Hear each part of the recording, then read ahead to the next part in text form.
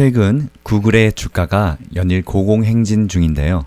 시가총액 1, 2위 엔비디아와 애플 주가가 각각 3.12%와 0.39% 하락하는 등 기술주 중심의 나스닥 지수가 0.5% 내린 가운데서도 구글의 주가는 상승했습니다.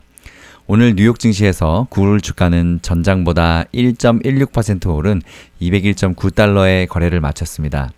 구글의 주가는 종가 기준으로 22일 처음으로 200달러를 돌파한 데 이어서 오늘 또다시 사상 최고점을 기록했습니다. 구글은 지난해 8월 미국 법무부가 제기한 온라인 검색 시장에서의 반독점 소송에 패소하면서 회사가 찢어질 위기를 맞고 있는데요. 법무부가 구글의 불법적인 독점의 해소 방안으로 크롬 강제 매각 등을 법원에 요청했기 때문입니다. 미국 법무부는 구글의 검색 독점 지위를 깨고 시장 경쟁을 되살리기 위해서는 회사를 쪼개는 것 외에는 방법이 없다는 결론을 내렸습니다. 그럼에도 구글의 주가는 올해 들어서 벌써 6% 가까이 올랐는데요. 나스닥 지수가 3.3% 오른 것과 비교하면 확연한 상승세입니다. 연일 주가 상승세를 이어가는 것은 AI에 대한 낙관론 때문이라는 분석인데요. 실제로 미국 CNBC는 구글이 제재에 직면하고 경쟁은 격화되고 있다면서도 투자자들은 구글이 인공지능 AI에서 기회를 얻을 것이라는 데는 점점 더 낙관적으로 평가하고 있다고 보도하기도 했습니다.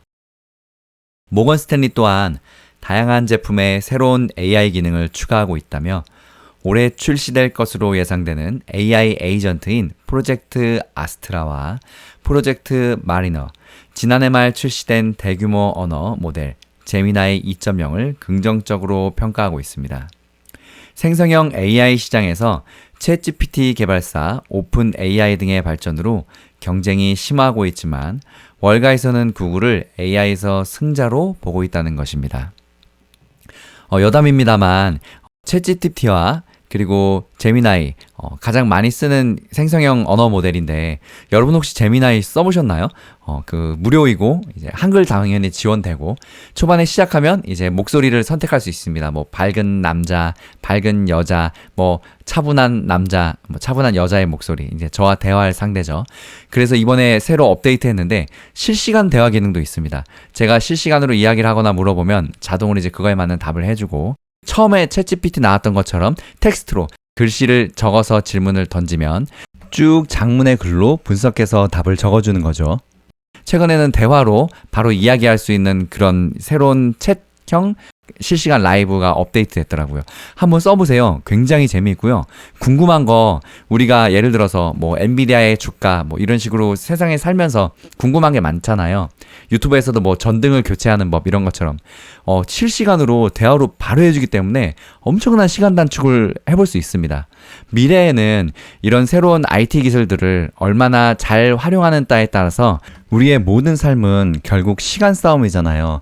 나에게 주어진 하루의 24시간을 얼마나 활용을 잘해서 많은 일들을 빨리 처리할 수 있느냐. 앞으로 이런 것들이 엄청나게 기술을 발전을 통해서 이루어질 것 같아요.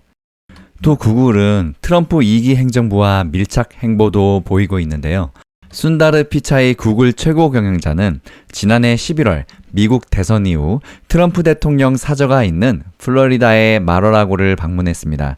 20일 치러진 트럼프 대통령 취임식에도 직접 참석했고 취임식을 위해서 100만 달러도 기부한 바 있습니다.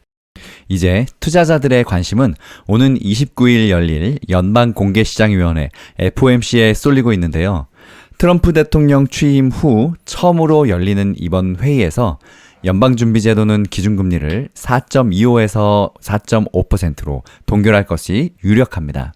특히 제롬 파월 연준 의장은 이날 회의 뒤 기자회견에서 트럼프 대통령의 발언에 대한 입장을 내놓을 것으로 보이는데요. 앞서 트럼프는 연준이 이번 회의에서 기준금리를 내려야 한다고 강조하며 대통령이 연준의 기준금리 결정에 영향력을 미칠 수 있어야 한다고 주장했습니다. 시카고 상품거래소 패드워치 툴에 따르면 연방기금금리 선물시장에서 3월까지 기준금리가 25bp 인하될 확률은 28.2%로 반영되고 있습니다. 전날 마감 무렵과 비슷한 수준입니다. 한편 전 세계 무역 전쟁을 초래할 관세 정책에 대해서는 예상보다는 강하지 않다는 평가가 나오고 있는데요. 트럼프 대통령은 일단 2월 1일부터 캐나다와 멕시코에는 25%, 중국에는 10%의 추가 관세를 물릴 것으로 보입니다.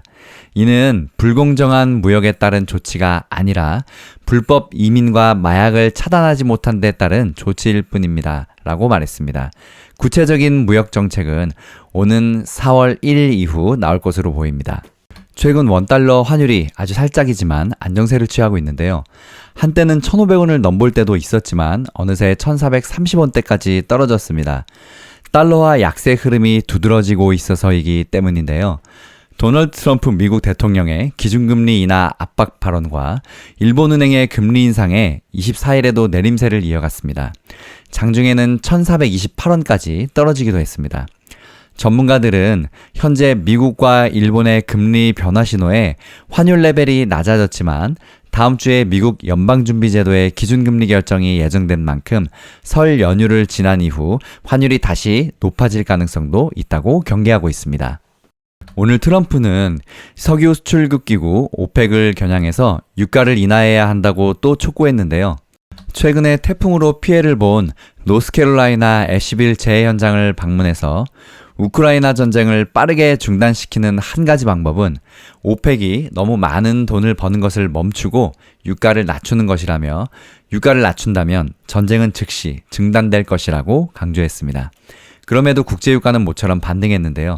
다만 트럼프의 증산, 석유 수출기구 오펙 플러스의 압박 속에 상승폭은 미미했습니다. 서부 텍사스 수산 원유 WTI는 0.05% 오른 배럴당 74.66달러로 마감했고 6거래일 만에 다시 올랐습니다.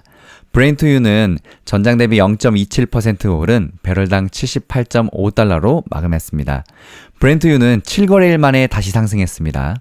오늘 상승은 아주 소폭이라 전날까지 이번 주 내내 하락했던 터라 주간 단위로는 약세였는데요. 지난 일주일 동안 WTI는 4.13%나 급락했고 브렌트유는 2.83% 하락했습니다. 스톤엑스의 에너지 시장 전략 책임자인 알렉스 오데스는 트럼프 대통령이 사우디아라비아의 관계를 통해서 오펙 플러스와 손을 잡고 하루에 550만 배럴의 예비 생산 능력을 확보한다면 유가가 낮아질 수 있다고 분석했습니다. 필립노바의 수석시장 분석 전략가인 브리안카 사우데바는 공급이 과잉된 세계 시장과 중국 수요 감소에 대한 예측이 원유 선물에 계속 부담을 주고 있다고 평가했습니다.